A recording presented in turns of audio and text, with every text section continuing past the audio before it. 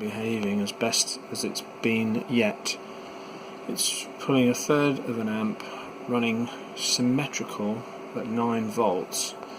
Funnily enough, it only needs the 133 picofarad capacitor across the 220k feedback resistor. It doesn't need it on the other side.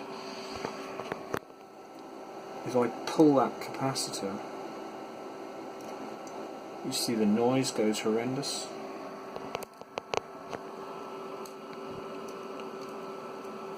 So just pop that, get that back in there quick.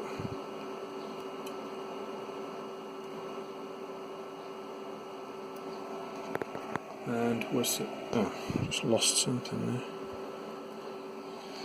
So symmetrical at 1 volt, so we've got just over 2 volts peak there, going into 8 ohm loads. So that should be sounding a lot better,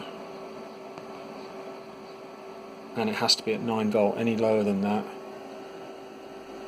it just starts to clip the top off, or funnily enough, it doesn't get so much ringing actually. That's down to 6 volts. The voltage change makes it a bit cleaner. It clips the top.